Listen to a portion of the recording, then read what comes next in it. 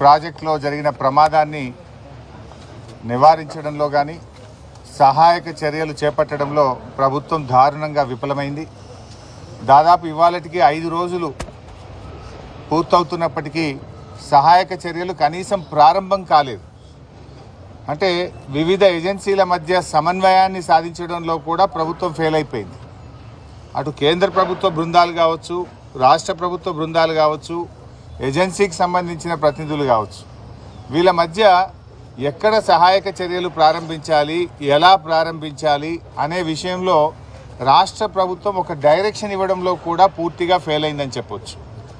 మంత్రులు అక్కడికి వెళ్ళి హెలికాప్టర్లో టీవీలలో ఇంటర్వ్యూలు ఇవ్వడం మీద పోటీ పడుతున్నారు తప్ప సహాయక చర్యలను ముమ్మరం చేయడంలో పూర్తిగా ఫెయిల్ అయిపోయారు.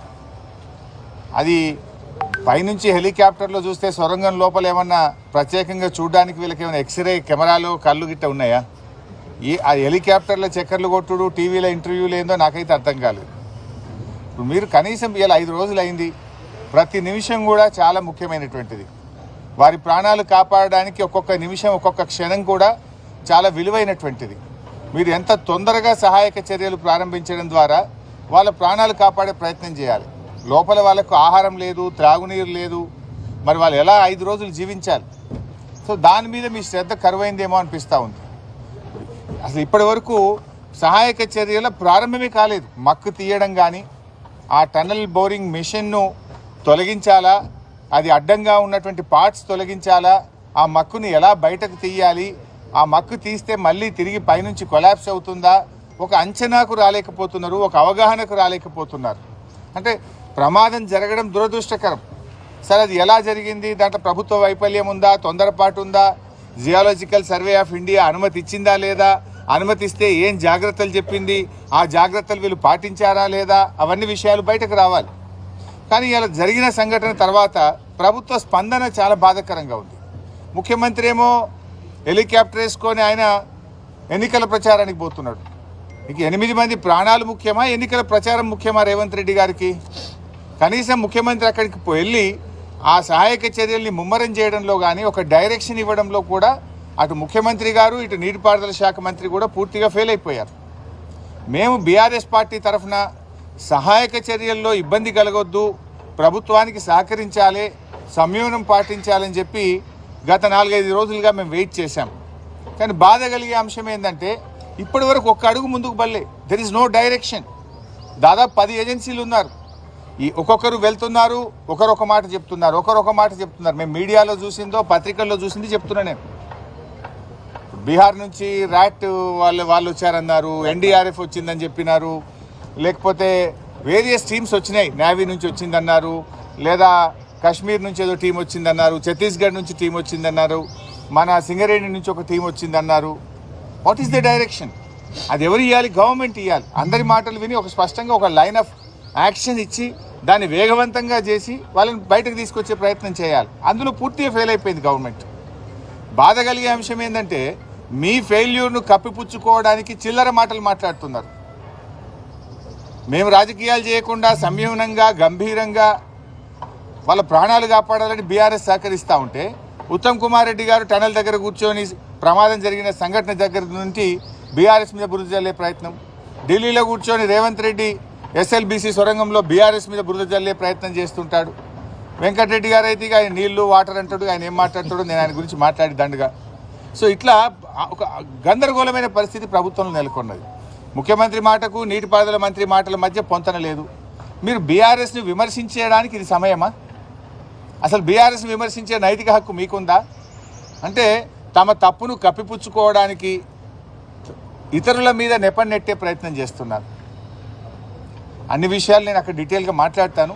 సో ఈరోజు మా మహబూబ్ నగర్ మరియు నల్గొండ జిల్లా మాజీ మంత్రివర్యులు, మాజీ శాసనసభ్యులు, శాసనమండలి సభ్యులు, పార్టీ సీనియర్ నాయకులు అందరం కలిసి అక్కడికి వెళ్ళి మరి ఎవరైతే బాధిత కుటుంబాలు ఉన్నాయో వారికి ఓదార్చడానికి, వారికి ధైర్యం చెప్పడానికి, మరి ప్రభుత్వ సహాయక చర్యలు నిజంగా ఎలా జరుగుతున్నాయో, కరెక్ట్గా చేస్తున్నారా లేదా, మాకుండే అనుభవాన్ని, మాకుండేటువంటి ఆలోచనలు కూడా వీలైతే త్వరితగతిన వేగవంతంగా సహాయక చర్యలు జరపడానికి మా యొక్క సూచనలు కూడా అందించాలనే ఉద్దేశంతో బీఆర్ఎస్ పార్టీ బృందం మేము అక్కడికి బయలుదేరి వెళ్తున్నాం. చిన్న విషయం, నిన్న ముఖ్యమంత్రి ఢిల్లీలో కూడా చిట్చాట్ చేస్తూ గత 10 ఏళ్లలో బీఆర్ఎస్ ఎస్ఎల్బీసీ పట్టించుకోలేదు కాబట్టి అది కూలిపోయిందని అంటున్నారు. రేవంత్ రెడ్డికి నిజాలు మాట్లాడు ఆయన జీవితంలో రాదు. అందుకే ఆయన పేరు యనుమల రేవంత్ రెడ్డి కాదు, ఎగవేతల రేవంత్ రెడ్డి, అబద్ధాల రేవంత్ రెడ్డి అని పేరు పెట్టినాం మేము. ఎందుకు? ఇచ్చిన హామీలను ఎగబెట్టింది కనుక ఎగవేతల రేవంత్ రెడ్డి, నోరిప్పితే అబద్ధాలు తప్ప నిజాలు మాట్లాడాడు కనుక అబద్ధాల రేవంత్ రెడ్డి ఆయన. ఇవాళ ఈ ప్రాజెక్టు 9 ఏళ్ల కాంగ్రెస్ హయాంలో ఎస్ఎల్బీసీ ప్రాజెక్టులో 3,300 కోట్ల రూపాయలు ఖర్చు పెడితే 9 ఏళ్ల బీఆర్ఎస్ హయాంలో 3,900 కోట్ల రూపాయలు ఖర్చు పెట్టాం. అంటే కాంగ్రెస్ హయాం కంటే 600 కోట్ల రూపాయలు బీఆర్ఎస్ ప్రభుత్వం ఎక్కువగా ఖర్చు పెట్టింది. మాకు 2 సంవత్సరాలు కరోనా వచ్చి ఉత్తర భారతదేశం నుంచి వచ్చిన కూలీలందరూ కూడా వాళ్ళు వాపస్ వెళ్ళిపోయారు. చాలామంది కూలీలు కరోనా సమయంలో వెళ్ళిపోయి పనులు ఆగిపోయినాయి. అంటే 2 వరుస కరోనా సంవత్సరాలు వచ్చినా కూడా కాంగ్రెస్ హయాం కంటే బీఆర్ఎస్ హయాంలోనే 600 కోట్ల రూపాయల పనులు అదనంగా జరిగాయి. ఈ ప్రాజెక్టులో 2 సొరంగాలు, 2 బ్యాలెన్సింగ్ రిజర్వాయర్లు ఉన్నాయి. ఆ 2 బ్యాలెన్సింగ్ రిజర్వాయర్లలో ఏదైతే నక్కలగండి, దాన్నే దిండి కూడా పేరు పెట్టారు, దిండి బ్యాలెన్సింగ్ రిజర్వాయర్ అంటాం. దాంట్లో అది 7.5 టీఎంసీల నీటి సామర్థ్యం కలిగినటువంటి రిజర్వాయర్. భూసేకరణ చేసి R&R చేసి దాదాపు 95% పనులు దిండి బ్యాలెన్సింగ్ రిజర్వాయర్లో పూర్తి చేశాం. పెళ్లిపాకల రిజర్వాయర్లో కూడా దాదాపు 50% వరకు పనులు పూర్తి చేశాం. ఎస్ఎల్బీసీ టనల్లో ఆ రోజు పనులు ఆగిపోయి కాంగ్రెస్ హయాంలో మూలకు పడితే కేసీఆర్ గారు అసెంబ్లీలో అఖిలపక్ష సమావేశాన్ని పిలిచి ఆనాటి ప్రతిపక్ష నాయకులు జానారెడ్డి గారితో సహా నల్లగొండ జిల్లా నాయకులను కూడా పిలిచి అన్ని రాజకీయ పార్టీలను పిలిచి అందరి అభిప్రాయాలు తీసుకొని 100 కోట్ల రూపాయల మొబిలైజేషన్ అడ్వాన్స్ ఇచ్చి పనులను పునఃప్రారంభింపజేసింది మా బీఆర్ఎస్ ప్రభుత్వం, ముఖ్యమంత్రి కేసీఆర్ గారు. అయితే మేము చేయాల్సిన ప్రయత్నం చేసినాం. లోపలికి వెళ్ళిన తర్వాత వాటర్ సీపేజ్ పెరిగింది, 2 సార్లు బేరింగ్లు ఫెయిల్ అయిపోయినాయి. అమెరికా నుంచి స్పేర్ పార్ట్స్ తెచ్చి టెక్నీషియన్స్ తెప్పించి దాన్ని మరమ్మతు చేపించి కూడా మేము పనులు ముందుకు తీసుకుపోయాం. బీఆర్ఎస్ హయాంలో 13 కిలోమీటర్లు టనల్ పనులు మేము పూర్తి చేశాం. అంటే అంత బాగా మా హయాంలో పనులు జరిగినాయి. అటు రిజర్వాయర్లు చేసినాం, 13 కిలోమీటర్ల టనల్ చేసినాం. నేను అడుగుతున్న రేవంత్ రెడ్డిని, నువ్వు 15 నెలలు అయింది గవర్నమెంట్ వచ్చి, 15 మీటర్లు తవ్వినావు?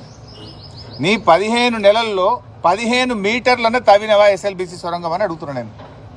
ఎవరు పని చేయండి? మేము 13 కిలోమీటర్లు తవ్వినాం. కానీ రేవంత్ రెడ్డి 15 నెలల పాలనలో ఎస్ఎల్బీసీ సొరంగంలో 15 మీటర్ల పని కూడా జరగలే, 15 తట్టల మట్టి కూడా ఎత్తలే. నువ్వా మాట్లాడేది? ఇవాళ మేము కాళేశ్వరంలో 203 కిలోమీటర్ల టనల్ తవ్వాం. పాలమూరు ఎత్తిపోతల పథకంలో 100 కిలోమీటర్ల టనల్ తవ్వాం. మేం పనులు చేసి చూపించాం. ఎస్ఎల్బీసీ సొరంగంలో కూడా 13 కిలోమీటర్లు తవ్వాం. 3,900 కోట్ల రూపాయల పనులు బీఆర్ఎస్ ప్రభుత్వం చేసింది. అయినా రేవంత్ రెడ్డి మాట్లాడాల్సింది ఏంటి? ఢిల్లీలో వాళ్ళ ప్రాణాలు ఎట్లా కాపాడుతున్నాం, వాళ్ళ ప్రాణాలు కాపాడడానికి ప్రభుత్వం ఏ రకమైన చర్యలు తీసుకుంటుంది, ఎప్పట్లోగా రిలీఫ్ మెజర్స్ పూర్తవుతాయి, ఎప్పట్లోగా సహాయక చర్యలు పూర్తయి వాళ్ళని బయటకు తీసుకొస్తాము. ఢిల్లీలో నువ్వు అదా మాట్లాడాల్సింది? గత ప్రభుత్వం మీద బురద జల్లే ప్రయత్నం చేస్తావా? అంటే యు ఆర్ ఇన్ డిఫెన్స్. మొన్న కూడా కరీంనగర్ పార్లమెంట్ ఎన్నికలకు పోయి మీ ఓటే విలేయలేదు, మీరు ఎత్తెంత ఏ పోతే ఎంత, మాకు గెలిచినా ఓడినా నా గవర్నమెంట్ పడిపోదు అని ఆడపోయి మాట్లాడొచ్చింది. ఏది ఇక్కడ సొరంగంలో ప్రమాదం జరిగి ఇంత జరుగుతుంటే ఆడపోయి ఆ మాటలు మాట్లాడతాడు. ఢిల్లీలో పోయి ఏం మాట్లాడతాడు? ప్రధానమంత్రిను అక్కడ ఇంకెవరైనా కలిసినాక మేము ఎస్ఎల్బీసీలో ఇంకా టీమ్స్ పంపమన్నాము, ఎక్స్పర్ట్స్ని పంపమన్నాము, తొందరగా పనిచేయడానికి సహకరించమన్నాము, వీళ్ళని కాపాడాలని మాట్లాడతావా? నువ్వు గత ప్రభుత్వం మీద బురద జల్లుతావా? అంటే what it shows? You are in defence. నువ్వు తప్పు చేసినావు, నీ ప్రభుత్వం ఫెయిల్ అయిపోయింది, నీ చేతగానితనం వల్ల, నీ ప్రభుత్వ వైఫల్యం వల్ల ఇవాళ 8 మంది ప్రాణాలు గాల్లో ఉన్న పరిస్థితి ఉన్నది. నీ ప్రభుత్వ వైఫల్యం స్పష్టంగా కనబడుతుంది కనుక దాని నుంచి బయటపడడం కోసం రేవంత్ రెడ్డి గారు గత ప్రభుత్వం మీద బురద జల్లే ప్రయత్నం. పోనీ అందులో నిజాలున్నాయా? గత ప్రభుత్వం ప్రాజెక్టు పడించుకోనే లేదట. మరి 13 కిలోమీటర్లు దవ్వింది నిజం కాదా? 3,900 కోట్ల రూపాయలు ఖర్చు పెట్టింది నిజం కాదా? దిండి పెళ్లిపాకల రిజర్వాయర్లు నిర్మాణం జరిగింది నిజం కాదా? దీనికి సమాధానం చెప్పమని రేవంత్ రెడ్డిని. Thank you.